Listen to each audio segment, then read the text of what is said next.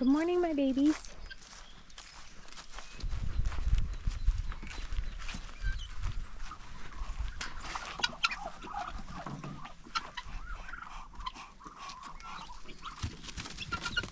Hi friends, and welcome back to week 44 of the 52 Sunday Dinners project. Here is what we're making this time. We're starting with Scotch broth and then moving on to pork chops in casserole with baked apples and ramekins, turnips, potatoes, boiled onions, lettuce salad, and then finishing off with dessert of Washington pie and, of course, coffee. If this is your first time joining us, thank you so much for being here. My name is Ashley. I am a registered dietitian in the state of Pennsylvania, and I am taking two things that I love the most, food and vintage, and we have started this 52 Sunday Dinners project. If you decide to follow along with this series, you might notice when you go back to look at all of the past recipes that we start in the month of August in the, I think, 30th or 31st Sunday dinner. That's because we found this cookbook, the 52 Sunday Dinners cookbook. It's from Women's World magazine. They did a compilation of all sorts of different cookbooks, and this one is from 1924, I believe, right before the Depression. Since all these recipes are meant for seasonality, we started right where we were at in August, and we will come around into 2024 is when we'll finish it up. Some of these menus do end up taking 2 days to make. So some of the things we prepare ahead of time, sometimes we get the whole menu done in 1 week. This menu is a case where we got some things done and started yesterday. So we're gonna slap some aprons on, get into the kitchen, but first I'll show you what we did yesterday.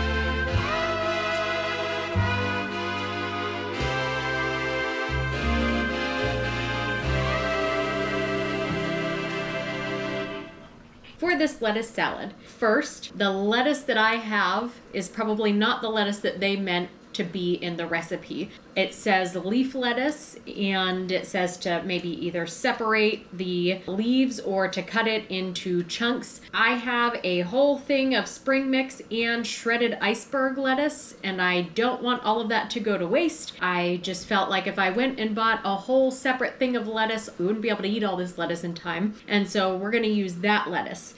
For the dressing, the mayonnaise that I'm using is the mayonnaise that we made maybe a week or two ago. I think we had established in that video and in the Sunday dinner that came after that mayonnaise didn't really actually seem like a mayonnaise. It seemed more like a salad dressing. I think that mayonnaise will pair kind of perfectly with the onions and pimentos and paprika, and it'll make a really great salad dressing.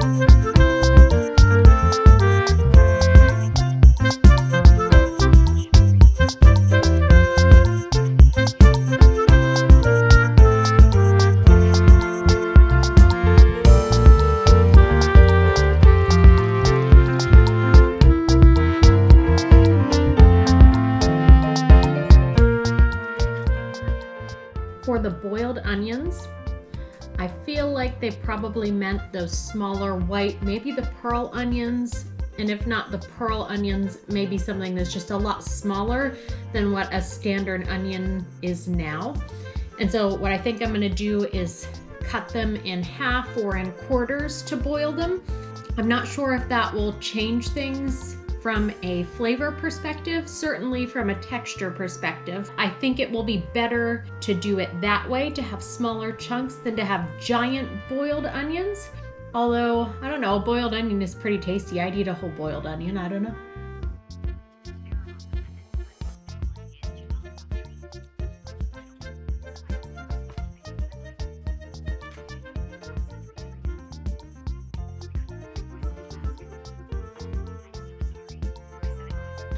The pork chops that we have are boneless pork chops, and while they aren't exactly thin, they're not super thick. I imagine that in the 1920s that the pork chops they were using probably were a good bit thicker. They also probably had the bone in still. Another thing about these pork chops is that there really isn't much fat on them. There's a teeny tiny bit, so there's not much for me to trim off and put at the bottom of this casserole dish. And for that reason, I thought about, well, I have some of that suet, the beef fat left over.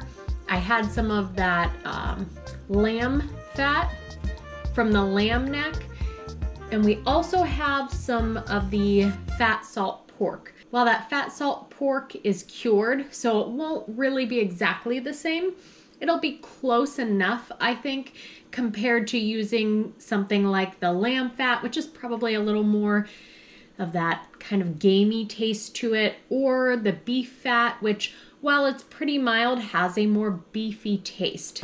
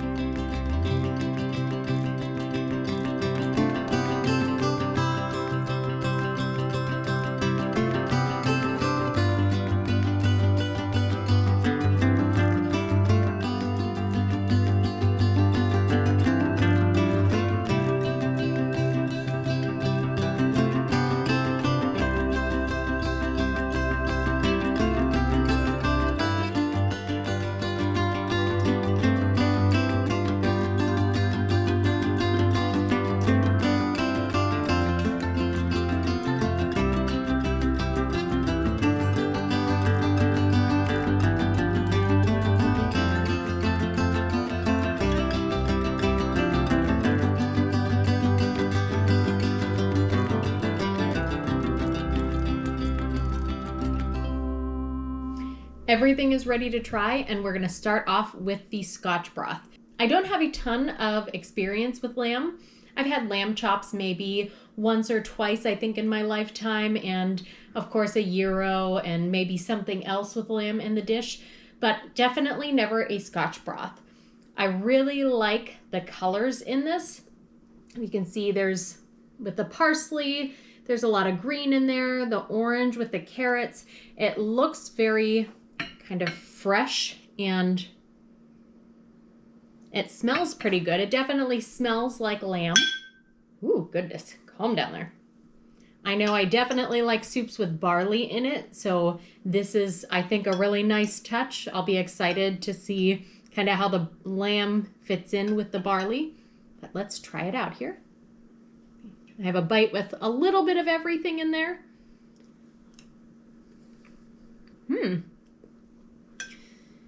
This is pretty good. It definitely has the lamb taste, and how do you describe the flavor of lamb? It's not gamey. Like, we eat a lot of venison here on the farm, and there's a very gamey taste to that. And if you're not used to it, it's pretty unpleasant. This isn't gamey. It's more like barnyardy. There's just that certain flavor that's kind of an undercurrent with lamb and goat. I think if you're not used to it, it's not something that's pleasant. I've had lamb a few times, and I think I'm sort of maybe neutral with it. It's not something that I find gross, but I don't think it's something that I'm used to and find pleasant yet. Overall, though, this soup is pretty good. Similar to a few of the other starter soups that we've had, this soup right here could be the entire meal. I imagine that they probably would have made a nice big batch and served this maybe for dinner or lunch as the meal the next day, because this is nice and packed full of, kind of everything that you're looking for. It's got the protein in there, your vegetables, your starches. It's a very hearty and filling soup. Okay, next up is our pork chops with the potatoes and turnips, the boiled onions, and the apples. Now, looking at this plate, there is not a lot of color going on here. And again, appearance-wise, with the pork chop, I think it would have been nice if we would have uncovered it at least a few minutes beforehand to let it brown on top. Instead, it kind of looks very, very beige and soggy. I'm sure it'll taste fine, but just that nice crisp browning isn't there. So that's kind of my first impression of it. Let's give it a try here with the potatoes and the turnips. It pairs very well with these potatoes and turnips and the gravy there. We'll try it again with the onions. I really love onions, and I think that is probably one of the best smells, tomato leaves, of course. But onions in butter is one of, I think, the best smells on earth. And it smells really nice. Let's try it out here with the...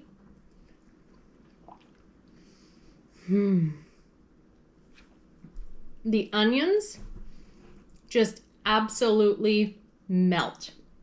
As soon as you put them in your mouth, they just break down and they just melt over your tongue. It's amazing. That I'm aware of, never in my life have I boiled the heck out of onions and then eaten them. I've always sauteed them.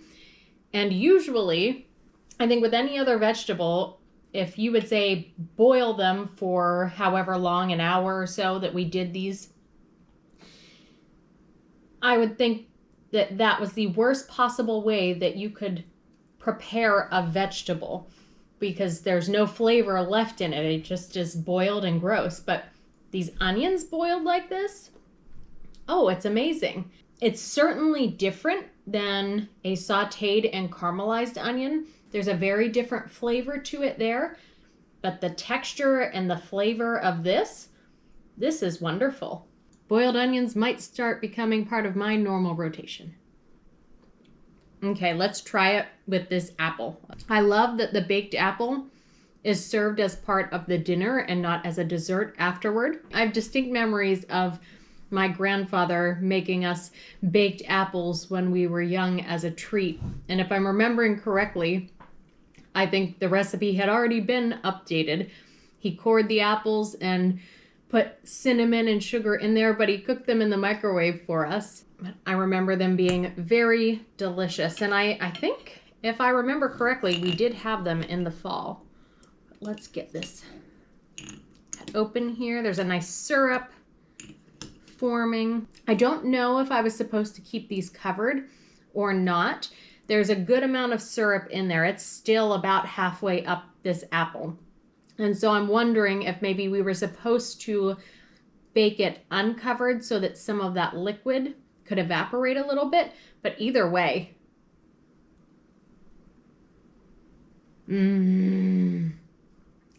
it smells like apple cinnamon in the best possible way. It smells amazing. A classic combination is pork chops and applesauce, just to ask the Brady Bunch. Pork chops and applesauce. Huh?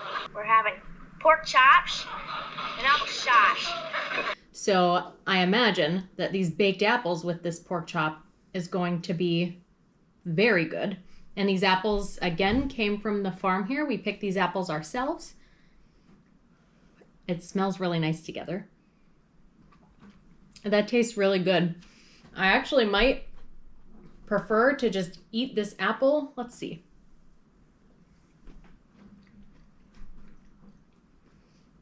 Yeah, I think for myself, although it does pair really well together, it tastes really good together, I think I might prefer to eat my pork chop with the vegetables and then have my apple afterward.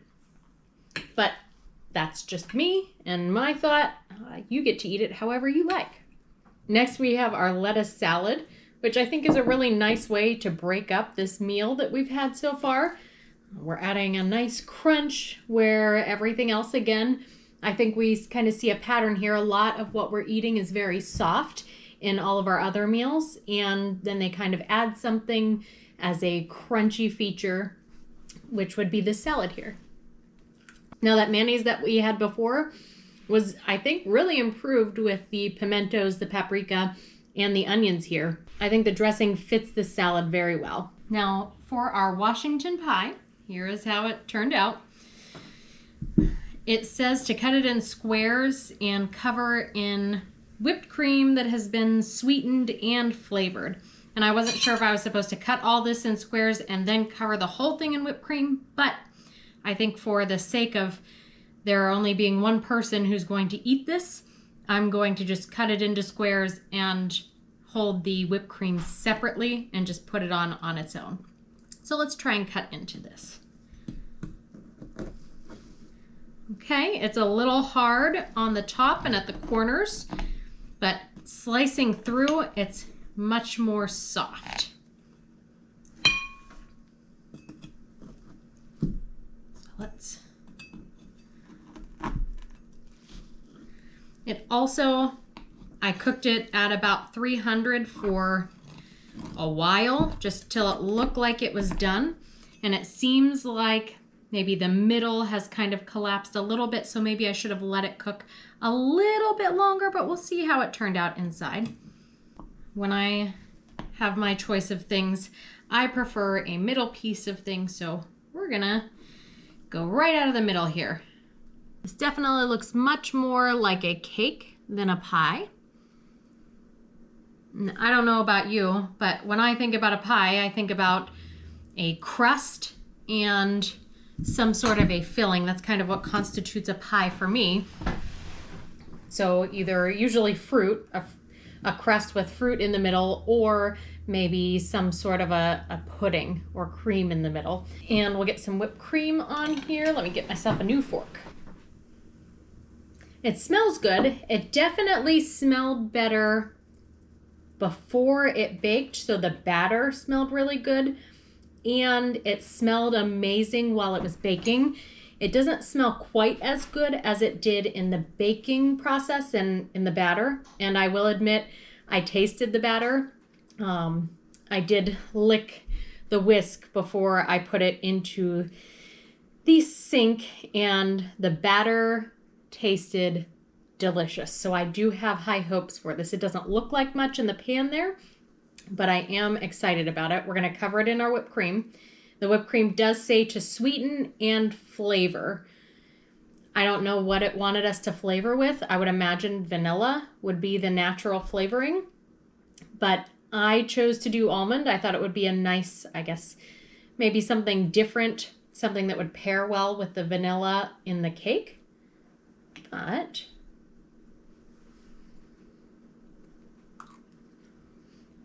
this has a very interesting texture. It's cakey, but it's chewy as well. I would say the almond in the whipped cream goes really well with this. And in fact, if I were to make that again, instead of putting the vanilla flavor in, I might substitute the vanilla with an almond flavoring, or I might do half and half, or just to add a little extra flavoring and put a little almond in after I put in the vanilla. But it definitely tastes much better than what it smells.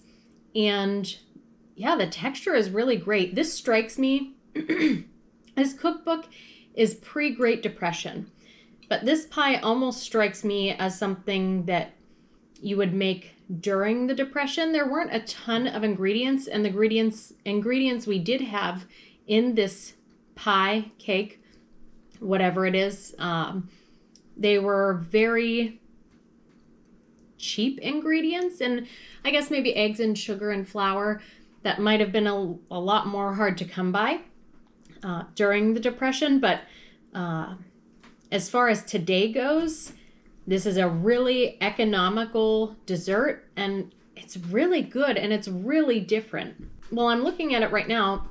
It looks very plain, very common, very, if I saw this and I had my choice of things, like let's say you were at a church dinner and all the church ladies had all their desserts set out and you get to pick one.